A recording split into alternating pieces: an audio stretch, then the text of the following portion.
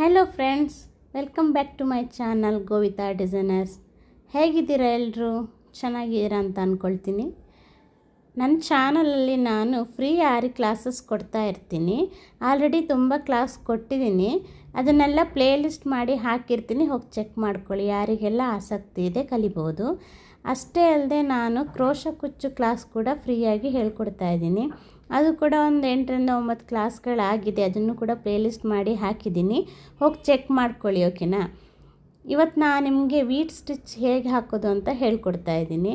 Already ಕೆಲವು ಸ್ಟಿಚ್ಗಳೆಲ್ಲ ಹೇಳಿದ್ದೀನಿ, ತುಂಬಾ ಸಿಂಪಲ್ ಸ್ಟಿಚ್ಗಳೆಲ್ಲ ಫಸ್ಟ್ ಹೇಳ್ಕೊಡ್ತಾ ಇದ್ದೀನಿ. ನಿಮಗೂ ಕೂಡ ಕರೆಕ್ಟಾಗಿ ಪ್ರಾಕ್ಟೀಸ್ ಆಗಬೇಕಲ್ವಾ, ಅದಕ್ಕೆ ನಾನು ಸಿಂಪಲ್ ಸ್ಟಿಚ್ಗಳೆಲ್ಲ ಹೇಳ್ಕೊಟ್ಟಿದ್ದೀನಿ. ಯಾರಿಗೆಲ್ಲ ಇನ್ನೂ ನನ್ನ ವೀಡಿಯೋನ ಹೊಸದಾಗಿ ನೋಡ್ತಾ ಇದ್ದೀರಾ, ಹೋಗಿ ಫಸ್ಟಿಂದ ಚೆಕ್ ಮಾಡಿಕೊಂಡು ಫಸ್ಟಿಂದ ಪ್ರಾಕ್ಟೀಸ್ ಮಾಡಿ. ಮೊದಲನೇ ಸಾರಿ ನೋಡೋರಾಗಿದ್ದರೆ ನನ್ನ ಚಾನಲ್ನ ಸಬ್ಸ್ಕ್ರೈಬ್ ಮಾಡ್ಕೊಂಡು ನೋಡಿ. ವಿಡಿಯೋ ಇಷ್ಟ ಆದರೆ ಒಂದು ಲೈಕ್ ಮಾಡಿ, ಡೌಟ್ಸ್ ಇದ್ದರೆ ಕಮೆಂಟ್ ಮಾಡಿ, ಹಾಗೆ ದಯವಿಟ್ಟು ಸಪೋರ್ಟ್ ಮಾಡಿ. ಓಕೆನಾ? ಈ ಕ್ಲಾಸನ್ನು ನಾನು ಝರಿ ಥ್ರೆಡ್ಡಲ್ಲಿ ಒಂದು ಸತಿ, ಸಿಲ್ಕ್ ಥ್ರೆಡ್ಡಲ್ಲಿ ಒಂದು ಸತಿ ಮಾಡ್ತಾಯಿದ್ದೀನಿ. ಇದಕ್ಕೆ ನೀಡಲ್ಲು 14.05 mm ಅಂತ, ಮತ್ತು ಝರಿ ಥ್ರೆಡ್ಡು ಫಸ್ಟ್ ತೊಗೊಳ್ತಾ ಇದ್ದೀನಿ. ಸ್ಟಿಚ್ ಹೆಸರು ವೀಟ್ ಸ್ಟಿಚ್ ಅಂತ, ಆರಿ ವೀಟ್ ಸ್ಟಿಚ್. ಬನ್ನಿ ಸ್ಟಾರ್ಟ್ ಮಾಡೋಣ.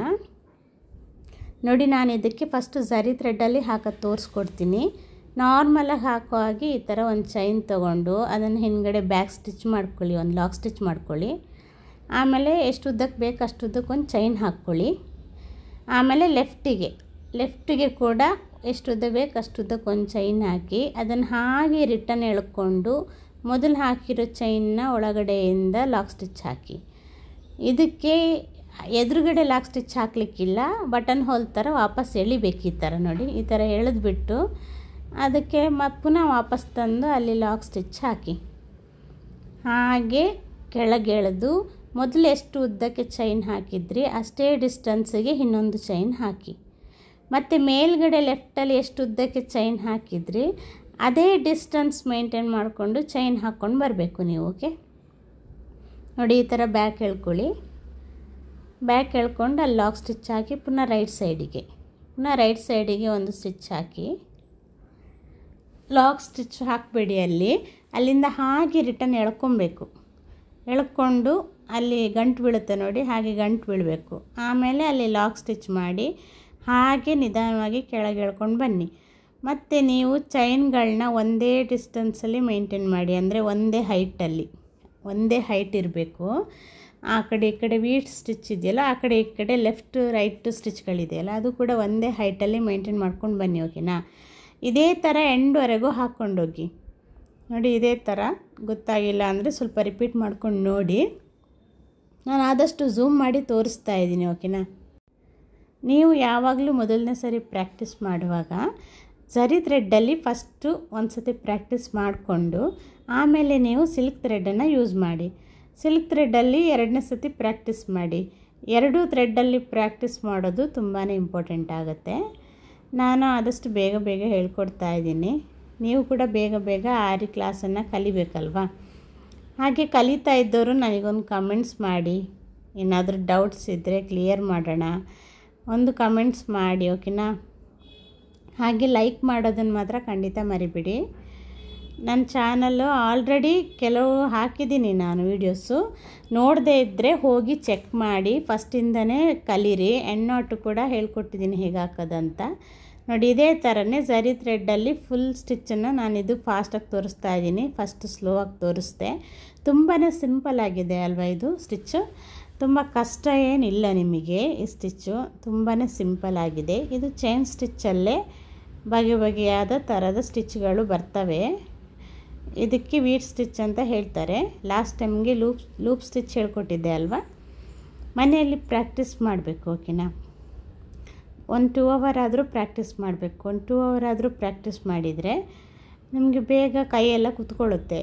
ಮತ್ತು ದಾರ ಎಲ್ಲ ಹ್ಯಾಂಡ್ಲ್ ಮಾಡೋದು ತುಂಬಾ ಸುಲಭ ಆಗುತ್ತೆ. ಮತ್ತು ಬರ್ತಾ ಮುಂದೆ ಬರೋ ಸ್ಟಿಚ್ಗಳಲ್ಲೆಲ್ಲ ತುಂಬ ಫಾಸ್ಟ್ ಹಾಕ್ಕೊಂಡು ಹೋಗ್ಬೋದು. ಬೇಗನೆ ನೀವು ಆರಿ ಡಿಸೈನ್ನ ಮಾಡೋಕ್ಕೆ ಶುರು ಮಾಡ್ಬೋದು, ಬೇಗ ಕಲಿತ್ರೆ.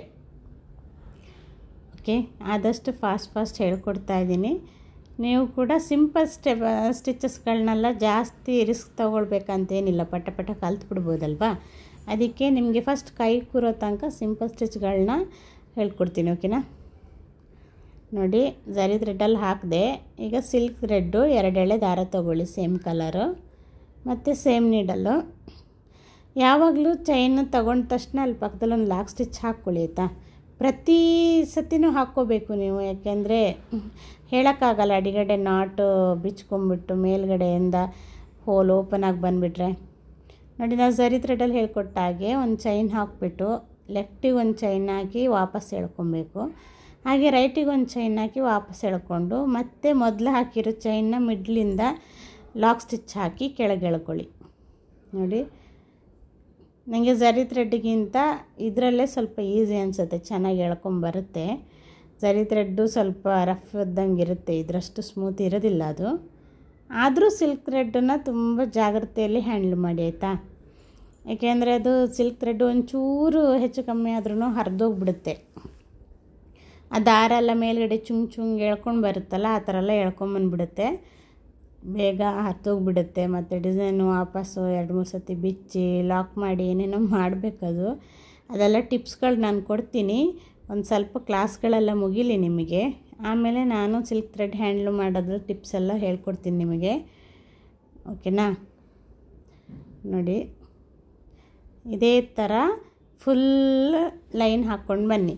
ನೀವು ಕಲಿಯುವಾಗ ಒಂದು ಲೈನ್ ಹಾಕ್ಕೊಳ್ಳೋದೆಲ್ಲ ಮೇಂಟೈನ್ ಮಾಡ್ತಾ ಬನ್ನಿ, ಯಾಕೆಂದರೆ ನಿಮಗೆ ಫಸ್ಟ್ ಪ್ರಾಕ್ಟೀಸ್ ಮಾಡೋದಲ್ಲ. ಸ್ಟ್ರೈಟಾಗಿ ಹೇಗೆ ಹಾಕಬೇಕು, ಡಿಸೈನ್ನ ಹೇಗೆ ಡಿಸ್ಟೆನ್ಸ್ ಮೇಂಟೈನ್ ಮಾಡಬೇಕು, ಒಂದು ಚೈನು ಒಂದು ಡಿಸ್ಟೆನ್ಸು ನೀವು ಸ್ಟಾರ್ಟ್ ಮಾಡಿದರೆ ಸೇಮ್ ಡಿಸ್ಟೆನ್ಸಲ್ಲೇ ಹಾಕ್ಕೊಂಡು ಬರೋದೆಲ್ಲ ಪ್ರಾಕ್ಟೀಸ್ ಮಾಡಿ, ಆವಾಗ ನೀಟಾಗಿ ಕಾಣಿಸುತ್ತೆ ಡಿಸೈನೆಲ್ಲ, ಓಕೆನಾ. ಅದೇ ಥರ ಪ್ರಾಕ್ಟೀಸ್ ಮಾಡ್ತಾ ಬನ್ನಿ. ನೋಡಿ, ಇಷ್ಟೊತ್ತಂಗೆ ಸ್ಲೋವಾಗಿ ತೋರಿಸ್ದೆ, ಫಾಸ್ಟಾಗಿ ತೋರಿಸ್ತಾ ಇದ್ದೀನಿ. ಅದೇ ಥರ full design full line complete ಮಾಡಿ ಎಂಡ್ ನಾಟ್ ಹಾಕಿ. ಎಂಡ್ ನಾಟ್ ಯಾವಾಗಲೂ ನೀವು ಡಬಲ್ ಎಂಡ್ ನಾಟ್ ಹಾಕಿ ಆಯಿತಾ. ನಿಮಗೆ ಆವಾಗ ಡಿಸೈನು ಸೇಫ್ ಅನಿಸುತ್ತೆ, ಡಬಲ್ ಎಂಡ್ ನಾಟ್ ಹಾಕೋದ್ರಿಂದ ಡಿಸೈನ್ ಸೇಫ್ ಅನಿಸುತ್ತೆ. ಆ್ಯಕ್ಚುಲಿ ಆರಿ ಎಂಬ್ರಾಯ್ಡ್ರಿ ಇದೆಯಲ್ಲ, ಅದೆಲ್ಲ ತುಂಬ ಕಷ್ಟ, ತುಂಬ ಟೈಮ್ ತಗೊಳುತ್ತೆ. ಮಿಷನ್ ಎಂಬ್ರಾಯ್ಡ್ರಿಗಿಂತ ತುಂಬ ಟೈಮ್ ತಗೊಳುತ್ತೆ. ಆದರೆ ಇದು ಒಳ್ಳೆ ಡಿಸೈನ್ ಕೊಡ್ಬೋದು, ಹೇಗೆ ಬೇಕು ಹಾಗೆ ಒಳ್ಳೊಳ್ಳೆ ಡಿಸೈನ್ಸ್ ಬರುತ್ತೆ. ಮಷಿನ್ ಥರ ಬರೀ ಥ್ರೆಡ್ ವರ್ಕು, ಸ್ಟೋನ್ ಆ್ಯಡ್ ಮಾಡ್ಬೋದು, ಪುನಃ ಕೈಯಲ್ಲೇ ಆ್ಯಡ್ ಮಾಡಬೇಕು ಅದನ್ನು ಕೂಡ. ನೋಡಿ, ಯಾರೆಲ್ಲ ನನ್ನ ಚಾನಲ್ನ ಫಸ್ಟ್ ಟೈಮ್ ನೋಡ್ತಾ ಇದ್ದೀರಾ ದಯವಿಟ್ಟು ಸಬ್ಸ್ಕ್ರೈಬ್ ಮಾಡ್ಕೊಂಡು ನೋಡಿ, ಲೈಕ್ ಕಮೆಂಟ್ ಶೇರ್ ಮಾಡಿ, ಹಾಗೆ ಸಪೋರ್ಟ್ ಮಾಡಿ. ನಾನು ಪ್ಲೇ ಲಿಸ್ಟ್ ಮಾಡಿ ಹಾಕಿರ್ತೀನಿ, ಹೋಗಿ ಚೆಕ್ ಮಾಡಿಕೊಂಡು ಫಸ್ಟ್ ಟೈಮ್ ನೋಡ್ತಾ ಇದ್ದರೆ, ಫಸ್ಟಿಂದ ಕಲಿಯೋರಿದ್ದರೆ ಬೇಸಿಕ್ಕಿಂದ ಬೆಗಿನರ್ಸು ಎಲ್ಲ ಕ್ಲಾಸ್ ಕೊಟ್ಟಿದ್ದೀನಿ, ಹೋಗಿ ಚೆಕ್ ಮಾಡಿಕೊಂಡು ಪ್ರಾಕ್ಟೀಸ್ ಮಾಡಿ, ಓಕೆನಾ. Thank you friends.